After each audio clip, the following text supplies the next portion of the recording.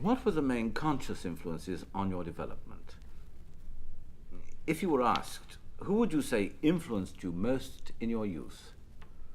After I went blind, I mean, I had a succession of tutors, one of whom was um,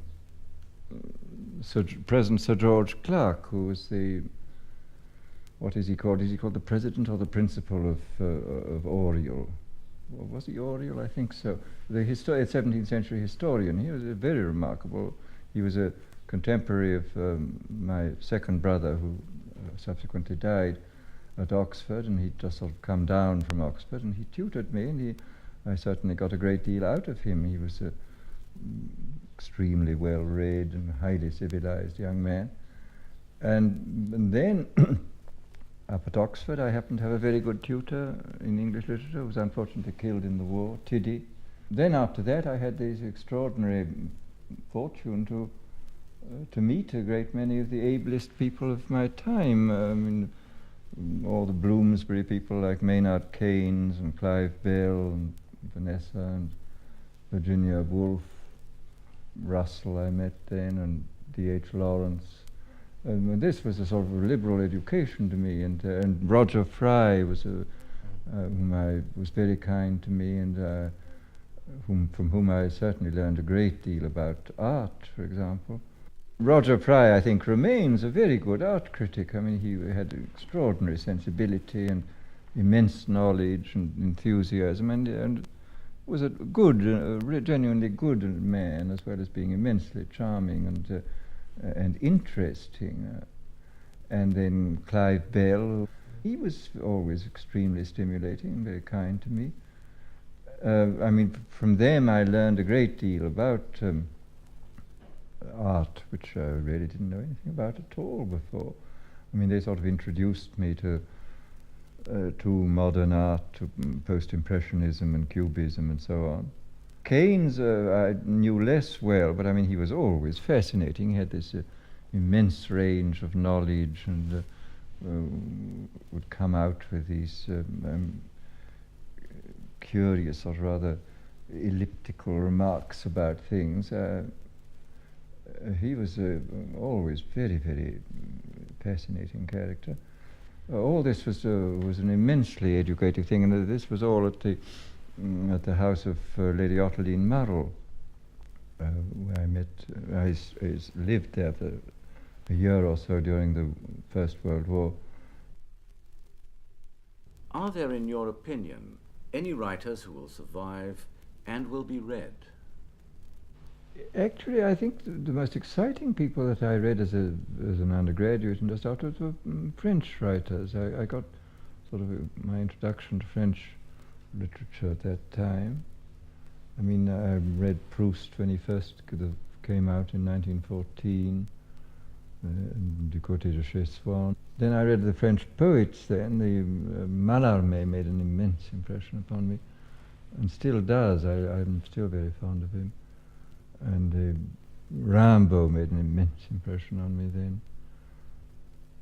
No one author has had very great influence over me. I mean, I get things out of all reasonably good authors, and even out of some bad authors that I read. I used to get a lot out of Proust. I reread some of it the other day and was rather disappointed. I don't know why. I mean, it didn't seem to me that I read the last volume, Le Temps Retrouvé.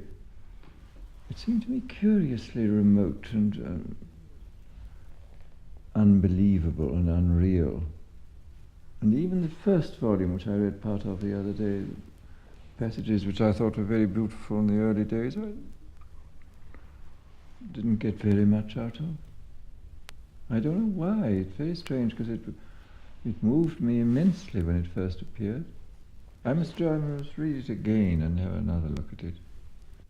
Well, I think some of Hemingway's stories are very remarkable, the short stories. And I haven't read the more recent books, which I understand are not particularly good. Nor have I read the more recent Faulkners. But I liked some of the early books, Soldier's Pay and Light in August and Sanctuary. But I confess I haven't read anything recently. Joyce, it seemed to me, seemed to think that words were omnipotent. I mean, they are not omnipotent. He was a very strange man. I used to see him sometimes in Paris. This extraordinary, what may be called his magic view of words. I mean, it sort of, I shall never forget sitting next to him once at dinner and mentioning to him, which I thought would have given him pleasure, and it did, that I had just been rereading the Odyssey. And his immediate response was, he said, "Now, do you realize what the derivation of Odysseus, the name Odysseus, is?" I said, "No, I don't." And he said, "Well, it really comes from the two words Oudais, meaning nobody, and Zeus, meaning God. And that Odysseus is really a symbol of creation of man out of nothing." Well, I mean, this is exactly the sort of etymology which would have been made by Albertus Magnus in the 13th century. I mean, which had absolutely no relation, of course, to anything which we would regard as realistic etymology, but this completely satisfied Joyce's mind, and this curious sort of magic approach to words as having some sort of intrinsic value apart from their references was a very characteristic thing in him. Ulysses is obviously a very extraordinary book. I mean, I don't exactly know why he wrote it, because I mean, a great deal of Ulysses seems to me to be taken up with showing the large number of methods in which novels cannot be written. I suppose it's a great book. To me, it remains a little bit too static, the whole character of Bloom. I mean, and there are splendid passages. I don't think it's a success as a whole. What is the relationship of the artists to his time? The advances in literature depend on these purely fortuitous arrival of extraordinary people. I mean, nobody could conceivably have foreseen Shakespeare. I mean, nothing preceding Shakespeare really indicated what this man would be. Nothing in Russian literature really indicated that Tolstoy would come along. I don't know. I mean, after the event, one was, by stretching the imagination a little and stretching the facts, one maybe find John the Baptists and precursors of various kinds, but are they really precursors? Do they really say anything? I don't know. I mean, I have this curious feeling that this extraordinary roulette wheel of heredity plays such a part in literature. I mean, we just sometimes you get 27 reds in a row at Monte Carlo, and this may happen at certain periods of history. You get an extraordinary series of people turning up who happen to have a fairly good environment and can do something with it. But is there really any kind of what you call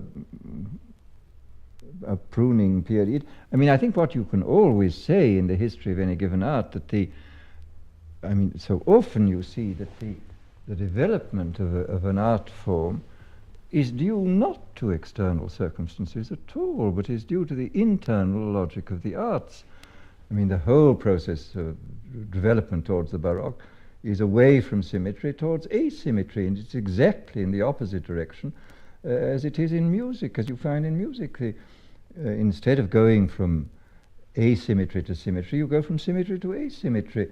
And in either case, it is the logic, the internal logic of the particular art which dictates the development of the form, and not any external circumstances. I mean, if you look at the external circumstances in which these people live, look at a man like Schütz, for example. I mean, Schütz proceeds from sort of polyphonic through a kind of monodic to the beginnings of the sonata form. But I mean, his life consisted in continually running away from the 30 Years' War. He was in the middle of the most appalling circumstances, but you find absolutely no trace in the music at all. I mean, there's nothing catastrophic or violently emotional in the music. There is just this steady development according to the internal logic of the art. And here again, I mean, one is left wondering what on earth exactly is the relation between art and life. I don't know. I mean, it's much less clear than some critics maintain that it is. I mean, there's other factors. I mean, this internal logic of the art is of immense importance in the whole history of artistic development and may have very little to do with the external events, and similarly the peculiar temperament and physique of the artist also has an enormous part to play and has again very little to do with the external events around him. A good many novels seem to me to have singularly little reference to it. I mean, you find a lot of novels which are solely dealing with personal relationships in a rather narrow world. And again, you certainly find a great deal of evidence of the art forms developing not in relationship to the external world, but in relationship to their own internal logic. Again, you have their geniuses and geniuses. I mean, there are some who are content to work within the tradition in which they find themselves, and others who find it necessary to modify that tradition. I mean, after all, take the case of Chaucer. I mean, here you had a man who, out of the blue, really developed psychology. I mean, his contemporaries and his predecessors had been interested in psychology, finally, only from an ethical and religious point of view. They were not interested in the variations of human character as such. They were interested in the variations of human character as determining whether you went to hell or heaven. And, I mean, take his greatest predecessor in narration, Boccaccio. I mean, it's quite incredible, the summariness and the lack of detail of the psychological descriptions, or even the physical descriptions in Boccaccio. They just don't exist. I mean, he just said there was an extremely handsome young man in Florence who fell in love with an exquisitely beautiful girl, and this is about as far as it ever goes in Boccaccio.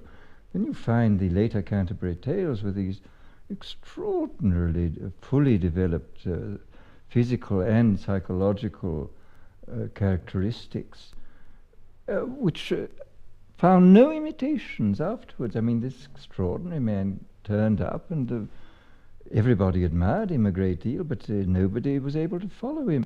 These are extraordinary facts. I must say, I find, and yet he's a man of his own time, but he's a man also completely outside his own time, as far as I can see.